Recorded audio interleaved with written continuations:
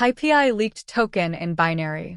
The JFrog security research team has recently discovered and reported a leaked access token with administrator access to Python's, PyPI's, and Python Software Foundation's GitHub repositories, which was leaked in a public Docker container hosted on Docker Hub. As a community service, the JFrog security research team continuously scans public repositories such as Docker Hub, NPM, and PyPI to identify malicious packages and leaked secrets. The team reports any findings to the relevant maintainers before attackers can take advantage of them. Although we encounter many secrets that are leaked in the same manner, this case was exceptional because it is difficult to overestimate the potential consequences if it had fallen into the wrong hands. One could supposedly inject malicious code into PyPI packages.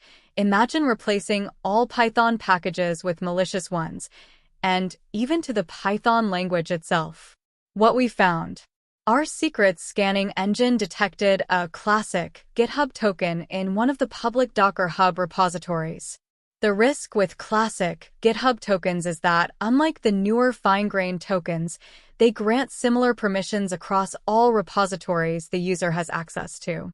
In our case, the user had admin access to the core repositories of Python's infrastructure, including Python Software Foundation, PSF, PyPI, the Python language, and CPython.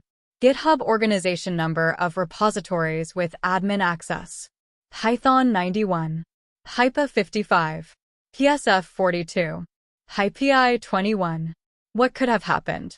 The implications of someone finding this leaked token could be extremely severe. The holder of such a token would have had administrator access to all of Python's, PyPI's, and Python Software Foundation's repositories, supposedly making it possible to carry out an extremely large-scale supply chain attack. Various forms of supply chain attacks were possible in this scenario.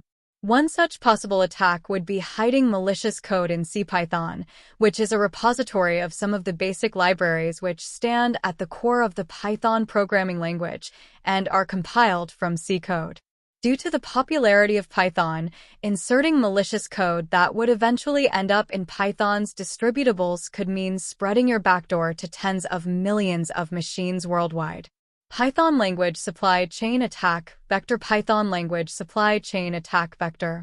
Another possible scenario could be inserting malicious code into PyPI's warehouse code, which is used to manage the PyPI package manager. Imagine an attacker inserting code that grants them a backdoor to PyPI's storage, allowing them to manipulate very popular PyPI packages, hiding malicious code inside them, or replacing them altogether. Although this is not the most sophisticated way to carry out an attack that would remain undetected for a long time, it's certainly a scary scenario. PyPI supply chain attack vector. PyPI supply chain attack vector. Why was the token found only in the binary? The authentication token was found inside a Docker container in a compiled Python file, __pycache__/build Python 311.pyc. However, the same function in the matching source code file didn't contain the token. It seems that the original author briefly added the authorization token to their source code, ran the source code Python script, which got compiled into a .pyc binary with the auth token, removed the authorization token from the source code, but didn't clean the .pyc, pushed both the clean source code and the unclean .pyc binary into the Docker image. Here is a comparison of the decompiled build.python 311.pyc file versus the source code that was actually on the Docker container. Reconstructed source code from the binary build.python 311.pyc. Actual source code of the matching file in the Docker container. The decompiled code from the .pyc cache file was similar to the original, but included an authorization header with a valid GitHub token. Scanning for secrets in source code is not enough. From what we've seen, it's clear that the solution in this case would have been to audit both the source code and the binary data inside the published Docker image. While searching for leaked secrets in binary files is more difficult than text-based files, sometimes the critical data resides only in the binary data. Source code and the binary data. PYPI's quick response. We wish to thank PYPI's security team that handled this issue with the utmost urgency. Leaks are inevitable, and as such we cannot expect any organization to be 100% leak-proof, but rather to act quickly when a leak is discovered and assess if any damage occurred due to the leak. In this case, after discovering the token, we immediately informed the PYPI security team and the token's owner about the incident. PYPI's security team responded very quickly by revoking it and responding to us just 17 minutes after we reached out to them. Fortunately, PYPI conducted a thorough check and concluded that there was no suspicious activity involving the token. PYPI also posted more details about the leak and their incident response in their blog.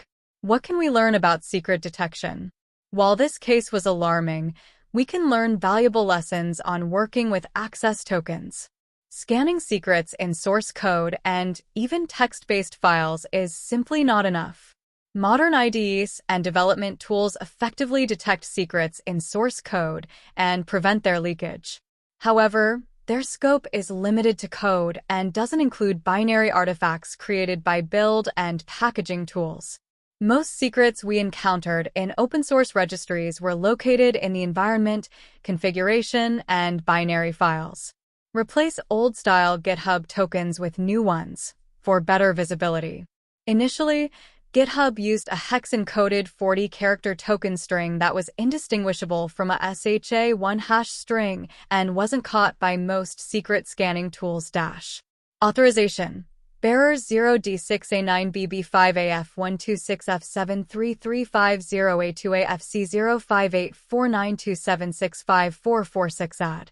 In 2021, GitHub switched to a new token format but understandably didn't require all users to regenerate their tokens. Among other features, the new format of the token contains the recognizable prefix ghp_ and even embeds a checksum, allowing secret detection tools to detect them more easily and with perfect accuracy. Your token should provide access only to the resources required by the application using it. Creating the one ring to rule them all is always a bad idea. 2 years ago, GitHub introduced new, fine-grained tokens. Unlike the classic ones, they allow users to choose privileges and repositories available to the personal access token and limit its scope to the minimally required for the given task. We highly recommend using this feature as we frequently encounter situations where a token providing ultimate access to the entire infrastructure gets leaked within a side project or temporary Hello World application. JFrog's Secrets Detection, the binary advantage.